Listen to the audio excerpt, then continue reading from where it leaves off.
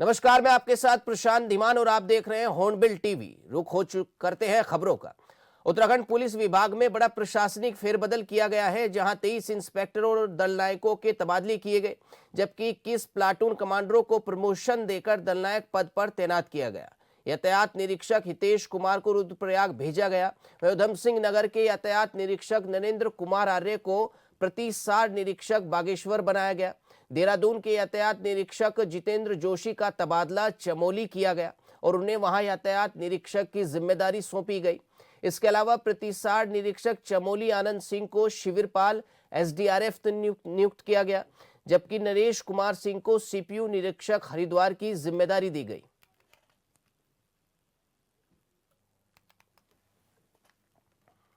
वहीं चंपावत की समस्त तहसीलों में राजस्व लोक अदालत का आयोजन किया गया। इस पहल का उद्देश्य न्यायालयों में लंबित पुराने मामलों का शीघ्र निस्तारण कराना था। इस विशेष अभियान के तहत न्यायालयों में सुनवाई करते हुए आपसी सुलह के आधार पर मामलों का निस्तारण किया गया। जनपद में कुल 80 से अधिक राजस्व वादों पर सुनवाई हुई, जिनमें अधिकांश मामलों का समाधान आपसी समझौते से किया गया। वहीं तहसील स्तर पर चंपावत में 6, लोहाघाट में 4, पूर्णागिरी में 5 और पाटी में 2 वादों का निस्तारण किया गया। प्रयास यही है कि ये आपसी सुलह और सहमति के आधार पर ज़्यादा से ज़्यादा वादों का निस्तारण कर दिया जाए। इसमें बाराकोट जो हमारा ब्लॉक है, उसको हम लोग जो राजस्व वाद फ्री ब्लॉक जो है उसकी भी हम लोग उसका प्रयास कर रहे हैं। वहाँ मात्र 2 वाद जो हैं वो वहाँ पर भी हैं, तो उसको निस्तारित करने पर भी कार्य चल रहा है और ये कार्यक्रम बहुत ही अहम है। इसमें आप सभी के माध्यम से जो भी हमारी सम्मानित जनता है उनसे भी हम लोगों ने सहयोग की अपील की है। बड़ी संख्या में जनपद में सभी के द्वारा इसमें प्रतिभाग किया जा रहा है। वहीं उत्तराखंड डिप्लोमा इंजीनियर्स महासंघ की अनिश्चितकालीन हड़ताल 6ठे दिन भी लगातार जारी है। अनावश्यक सेवाओं को छोड़कर समस्त निर्माण कार्य ठप हो गए हैं। डिप्लोमा इंजीनियर्स ने शासन के खिलाफ जोरदार नारेबाजी की और मांगों को पूरा न करने पर उग्र आंदोलन की चेतावनी दी। वहीं महासंघ की लंबित 27 समस्याओं के समाधान के लिए शासन के साथ हुई वार्ता विफल हो जाने के बाद लोहाघाट और चंपावत शाखा के डिप्लोमा इंजीनियर्स ने लोक निर्माण विभाग के भवन परिसर लोहाघाट में प्रदर्शन किया। इंजीनियरों ने सरकार के खिलाफ जमकर नारे लगाए और कहा कि जब तक उनकी मांगे पूरी नहीं हो जाती आंदोलन लगातार जारी रहेगा।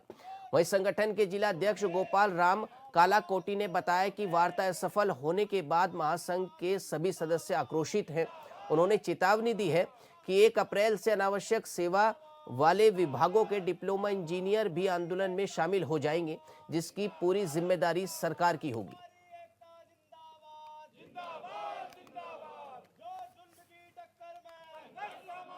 सरकार के खिलाफ जो आज उत्तराखंड डिप्लोमा इंजीनियर महासंघ के हमारे सब सदस्य यहाँ पे उपस्थित हुए हैं, ये सब अपनी मर्जी से नहीं बैठे हैं, बल्कि सरकार ने हम सब लोगों को मजबूर किया है कि आज हम सब लोगों को इस तरीके से यहाँ पे सरकार के खिलाफ बोलना पड़ रहा है।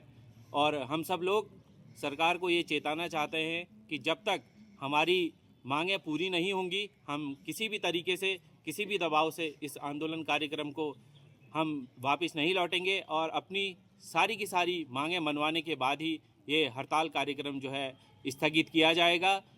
तब तक किसी भी प्रकार से चाहे शासन प्रशासन कोई भी आदमी जो है हमारे ऊपर, हमारे साथियों के ऊपर कोई कितना भी दबाव डाले, हमारा प्रत्येक सदस्य जो है पूरी ऊर्जा के साथ इस आंदोलन में सम्मिलित रहेगा और हम सब लोग जल्द ही जीत का परचम लहराएंगे। उत्तराखंड डिप्लोमा इंजीनियर महासंघ जिंदाबाद जिंदाबाद जिंदाबाद। उत्तराखंड डिप्लोमा इंजीनियर महासंघ जिंदाबाद जिंदाबाद जिंदाबाद। हमारे 27 सूत्री मांगों को लेकर एक धरना प्रदर्शन चल रहा है और आज हमारा 6ठे दिन का अनिश्चितकालीन जो हड़ताल चल रही है, जैसे कि 5400 ग्रेड पे 10 रोल 26 हमको लेना है। उरेरा में जो 2024 के जो कनिष्ठ अभियंता हैं उनको 4200 की जगह 4600 देना है और हमारी बहुत मांगे हैं। ओपीएस है जैसे, और भी मांगे, पुरानी पेंशन बहाल करे सरकार। अगर ये सरकार अभी हमारे ये मांगों को नहीं मानती है तो हमारे अनिश्चितकालीन जो हड़ताल है वो जारी रहेगी। वहीं इस खबर पर ज्यादा जानकारी के लिए हमारे संवाददाता लक्ष्मण बिष्ट हमारे साथ हैं। लक्ष्मण, क्या कुछ जानकारी सामने आ रही है इस खबर को लेकर? जी, जो ये डिप्लोमा इंजीनियर्स हैं, ये अपनी 27 सूत्री मांगों को लेकर जो है इस वक्त जो वर्तमान में हड़ताल में है। तो शासन से जो वार्ता हुई थी, डिप्लोमा इंजीनियर्स का कहना है वो विफल रही, जिसके बाद जो वो हड़ताल पर चले गए। सिर्फ आवश्यक की सेवा को छोड़कर जो है बाकी सारे कार्य काम काज उनके द्वारा ठप कर दिए गए हैं। जो डिप्लोमा इंजीनियर्स चंपावत महासंघ के जो जिला अध्यक्ष हैं गोपाल राम कालाकोटी और अन्य इंजीनियर्स ने कहा, जब तक सरकार उनकी मांगे नहीं मानेगी उनकी हड़ताल जारी रहेगी और 1 अप्रैल से आवश्यक सेवाओं वाले डिप्लोमा इंजीनियर से भी जो हड़ताल में जो है शामिल हो जाएंगे। डिप्लोमा इंजीनियर्स के हड़ताल में शामिल होने से जो है कई विकास कार्य जो है अब धीरे धीरे ठप पड़ने लग गए हैं। जी लक्ष्मण, मांगे क्या हैं इंजीनियर्स की? जी, लगभग 27 सूत्री मांग है इनकी और वेतन जो ग्रेड है वो बढ़ाना है। अन्य जो सुविधाएं हैं, जो भी मांगे हैं, इनको लेकर लंबे समय से जो है मांग कर रहे थे सरकार से, लेकिन सरकार के द्वारा सुध ना लेने के कारण उन्हें आज हड़ताल का रास्ता अख्तियार करना पड़ा। अगर डिप्लोमा इंजीनियर सभी अगर हड़ताल में आगे जो भी सड़क संबंधी कार्यों, पेयजल संबंधी या अन्य संबंधी जो भी कार्य हैं उन पर जो काफी बड़ा असर जो इस हड़ताल का पड़ने जा रहा है। जी लक्ष्मण, प्रशासन ने क्या कोई आश्वासन अभी तक दिया है? जी नहीं, अभी तक कोई आश्वासन नहीं दिया गया, जिस कारण उनकी अनिश्चितकालीन हड़ताल जारी है। आज उनका जो है 7वां दिन है। कल 6ठे दिन भी जो उन्होंने सरकार के खिलाफ जोरदार नारेबाजी की है और उनकी जल्द से जल्द जो है उनकी मांगों को पूरा करने की मांग उनके द्वारा की जा रही है। जी लक्ष्मण, क्या कुछ जानकारी दे रहे हैं छात्र या इंजीनियर्स की, भाई कब तक ये आंदोलन चलेगा? जी, उनका कहना है जब तक उनकी मांगे नहीं मानी जाएंगी वो हड़ताल लगातार जारी रहेगी। अनिश्चितकालीन हड़ताल पे डिप्लोमा इंजीनियर्स जा चुके हैं और 1 अप्रैल से आवश्यक सेवा वाले इंजीनियर्स भी जो इस हड़ताल में शामिल हो जाएंगे, जिसके बाद जो है शासन प्रशासन की परेशानी बढ़ सकती है। जी ठीक है लक्ष्मण, बहुत बहुत धन्यवाद आपका इस खबर पर जानकारी देने के लिए। वहीं लोहाघाट ब्लॉक के नेपाल सीमा से लगे गुमदेश क्षेत्र में दशमी पर्व के अवसर पर प्रदेश और जिले के ऐतिहासिक चतोलो मेले का आयोजन किया गया। मेले में 20 से 25 हजार श्रद्धालुओं ने मेले का आनंद लेते हुए चमू देवता का आशीर्वाद लिया। ऐसे में 12 गांव के जत्थों ने लाठी डंडों के साथ वीरों की वेशभूषा के चमू देवता मंदिर की ढोल नगाड़ों के साथ परिक्रमा की। सुरक्षा के लिए कोतवाल पंचेश्वर के नेतृत्व में पुलिस बल तैनात रहा।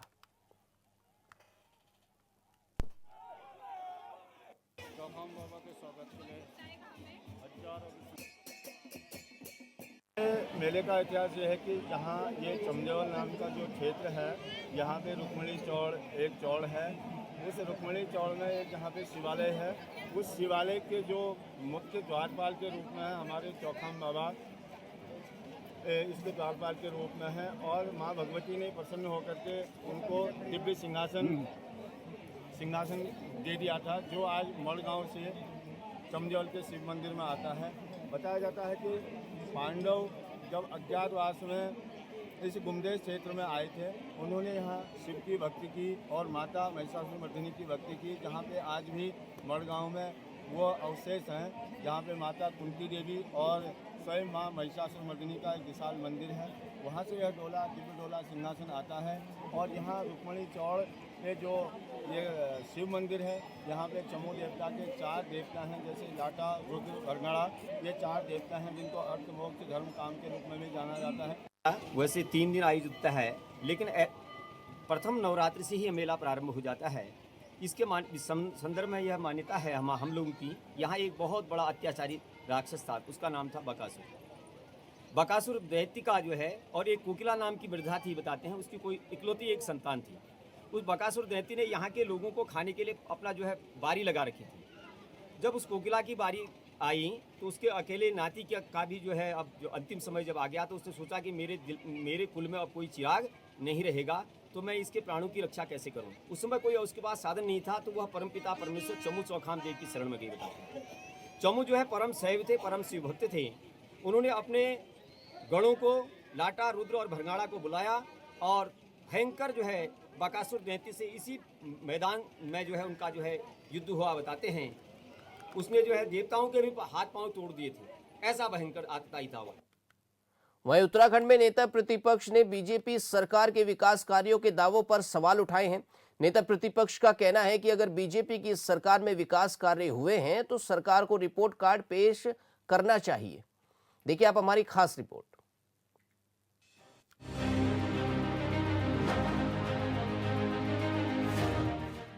उत्तराखंड में भाजपा सरकार की तरफ से मनाए जा रहे 4 साल बेमिसाल कार्यक्रम पर नेता प्रतिपक्ष यशपाल आर्य ने कड़ा प्रहार किया है। आर्य ने सरकार के दावों को चुनौती देते हुए कहा कि केवल उत्सव मनाने से विकास नहीं होता, बल्कि सरकार को जनता के सामने अपना वास्तविक रिपोर्ट कार्ड पेश करना चाहिए। सरकार को 4 साल का ब्यौरा लेखा जोखा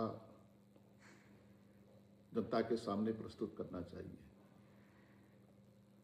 4 साल का उपलब्धियों का श्वेत पत्र जारी करना चाहिए। आज राज्य की जनता महंगाई से त्रस्त है, बेरोजगारी, स्वास्थ्य सेवाओं की बदहाली, शिक्षा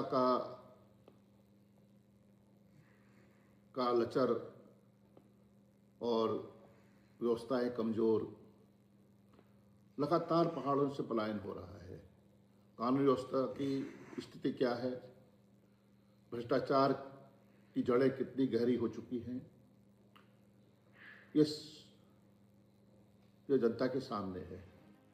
नेता प्रतिपक्ष यशपाल आर्य ने प्रदेश की बदहाल स्वास्थ्य सेवाओं और लचर शिक्षा व्यवस्था पर चिंता जाहिर करते हुए कहा कि धरातल पर स्थितियां इसके उलट हैं। आर्य ने तंज कसते हुए कहा कि यदि सरकार वास्तव में पारदर्शिता में विश्वास रखती है तो उसे 4 सालों का हिसाब सार्वजनिक करना चाहिए, ताकि जनता को सच्चाई का पता चल सके।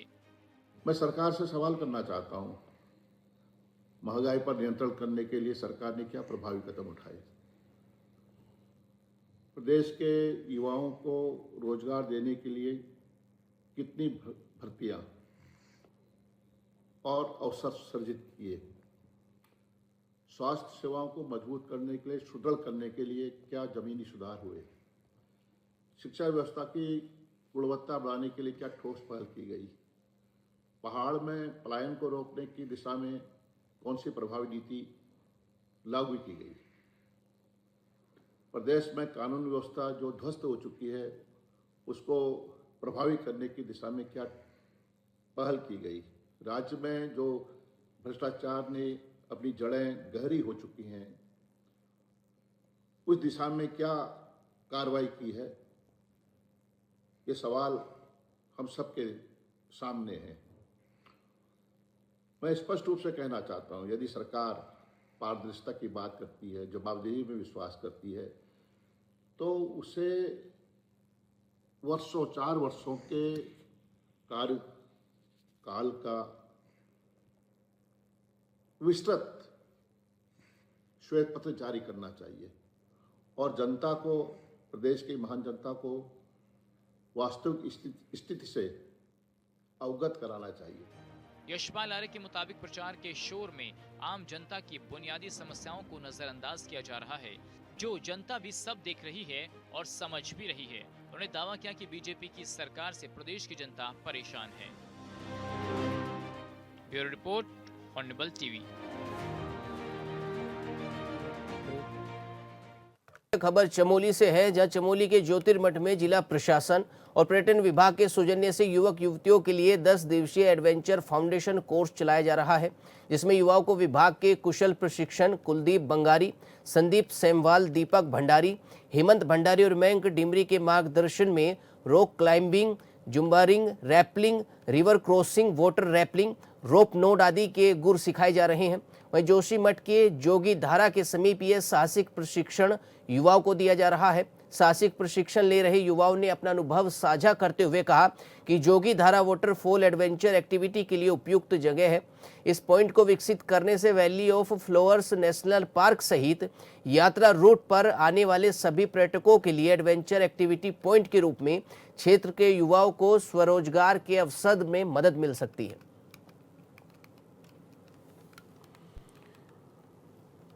वहीं उत्तराखंड में आज फिर से मौसम का मिजाज बदल सकता है। उत्तरकाशी, रुद्रप्रयाग, चमोली, बागेश्वर और पिथौरागढ़ में हल्की सी मध्यम बारिश के अनुमान है। गरज चमक की संभावना भी जताई जा रही है। वहीं पर्वतीय इलाकों में बर्फबारी की चेतावनी दी गई है। साथ ही कई स्थानों पर तेज हवाओं के झोंके भी चल सकते हैं और 30 मार्च को भी पर्वतीय जिलों में हल्की बारिश और बर्फबारी के आसार हैं। साथ ही आकाशीय बिजली गिरने की संभावना भी जताई जा रही है, जबकि मैदानी जिलों में मौसम अपेक्षाकृत शुष्क रहेगा। 29 से 31 मार्च के बीच प्रदेश भर में मौसम खराब रहने के संकेत है। इस दौरान गरज चमक, तेज हवाएं और हल्की बारिश देखने को मिल सकती है। वहीं मौसम विभाग के अनुसार अगले 2-3 दिनों में तापमान में बदलाव संभव है। कहीं कहीं बिजली गिरने और तेज हवाओं से कच्चे या सुरक्षित मकानों को हल्का नुकसान भी हो सकता है।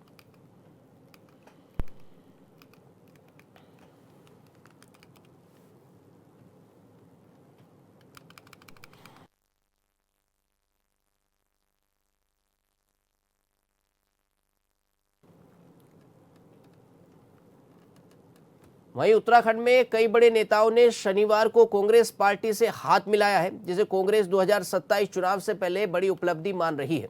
पार्टी नेताओं का दावा है कि बीजेपी के कई और नेता कांग्रेस के संपर्क में हैं। आने वाले दिनों में कई नेता कांग्रेस का दामन भी थाम सकते हैं। इधर बीजेपी का कहना है कि डूबते को तिनके का सहारा काफी है। कांग्रेस में नेताओं के शामिल होने से बीजेपी पर कोई फर्क नहीं पड़ता दिखाई दे रहा है।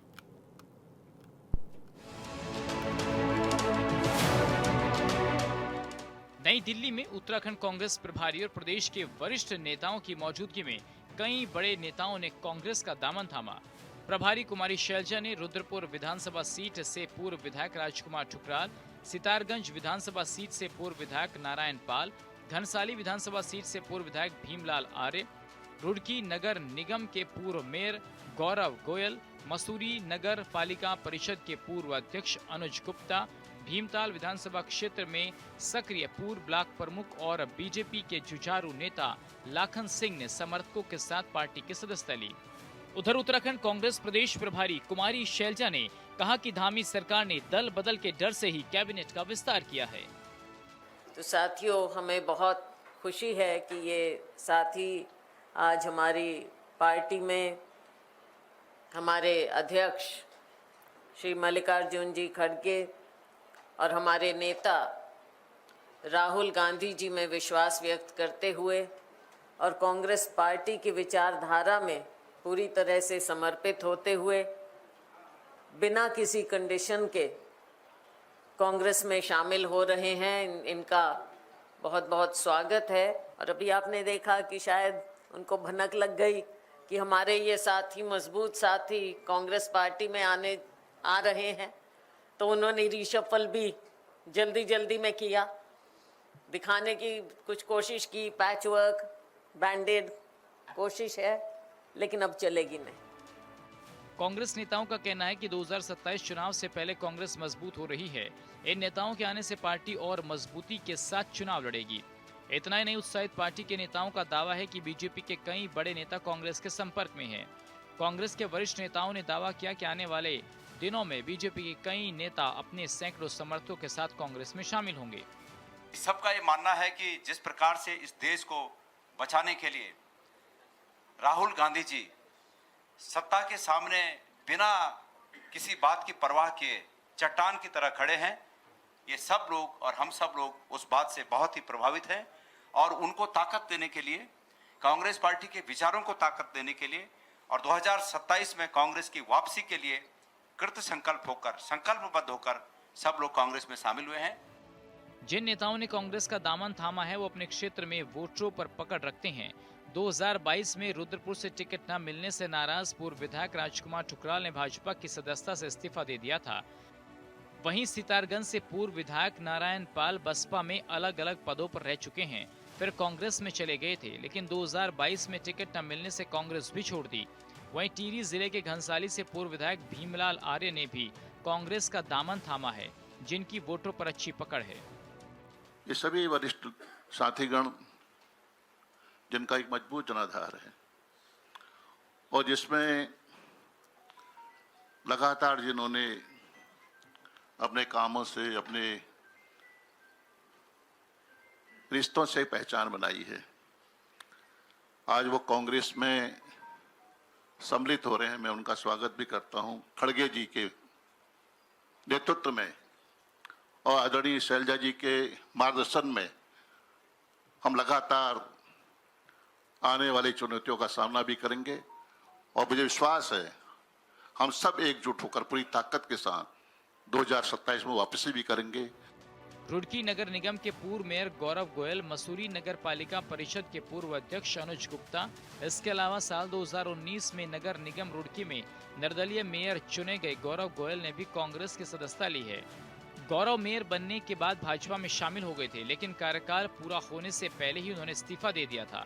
भीमताल विधानसभा क्षेत्र में सक्रिय पूर्व ब्लॉक प्रमुख और जुझारू नेता लाखन, जो अब कांग्रेस में शामिल हुए, उनका अपना बड़ा वोट बैंक है।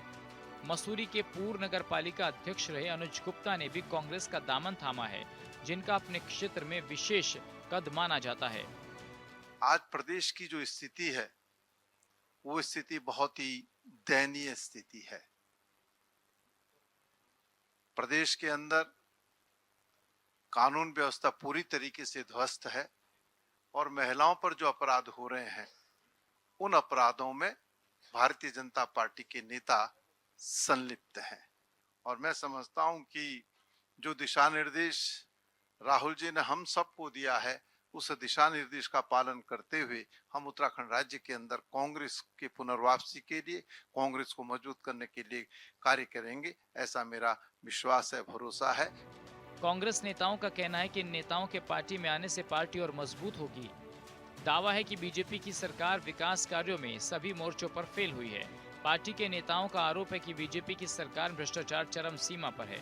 अपराध की घटनाओं में लगातार बढ़ोतरी हो रही है। राजधानी में दिन दहाड़े हत्या की वारदात को अंजाम दिया जा रहा है। प्रदेश की जनता बीजेपी की सरकार से परेशान है, लिहाजा 2027 के चुनाव में जनता बदलाव का मन बना चुकी है। बहुत हृदय की गहराइयों से कांग्रेस पार्टी में स्वागत कर रहा हूं और इनको धन्यवाद दे रहा हूं और निश्चित रूप से उम्मीद कर रहा हूं कि इनके संघर्ष और इनके सहयोग से आने वाले समय में उत्तराखंड का भविष्य अच्छा होगा। बहुत बहुत धन्यवाद, बहुत बहुत धन्यवाद। जहां एक और बड़े नेताओं ने कांग्रेस का दामन थामा, तो वहीं बीजेपी ने इसे डूबते को तिनके का सहारा बताया। बीजेपी नेताओं का कहना है कि नेताओं के कांग्रेस में शामिल होने से बीजेपी को कोई फर्क नहीं पड़ने वाला। 2027 में भी बीजेपी उत्तराखंड में हैट्रिक लगाएगी। उत्तराखंड की जनता बीजेपी के साथ है। जनता अच्छे से जानती है कि बीजेपी पार्टी ही उत्तराखंड में विकास के काम कर सकती है, तो फिर किसी के कांग्रेस में जाने पर हमें कोई फर्क नहीं पड़ता। पहली बात स्पष्ट कर दूं, जिनको बीजेपी ने निकाल दिया वो बीजेपी के चेहरे हो नहीं सकते। बीजेपी के अंदर अनुशासन के दायरे में रहना, और जो उस अनुशासन के दायरे को तोड़ता है, समय पर हम कठोरता के साथ न चाह के भी ऐसे लोगों को पार्टी से बाहर करते हैं। अब जो हमारा निकाला हुआ माल है वो कहीं अगर शिफ्ट हो रहा है तो हम क्या कर सकते हैं। लेकिन अच्छा होता कि कांग्रेस इस बार जरूर इस बार विचार करती कि आखिर भारतीय जनता पार्टी को निकाला क्यों होगा। उत्तराखंड में 2017 से ही बीजेपी की डबल इंजन वाली सरकार है, जो दावा कर रही है कि 2027 के विधानसभा चुनाव में भी पार्टी की जीत होगी। इधर 2017 से विपक्ष की भूमिका में कांग्रेस पार्टी है, जो 2027 के चुनाव में जीत सुनिश्चित करने के लिए जी तोड़ मेहनत कर रही है। पार्टी को उम्मीद है कि इस बार के चुनाव में देवभूमि की जनता उनका साथ देगी। हालांकि जनता का क्या मन है, ये सबसे बड़ा सवाल है। Bureau report, hornbill TV.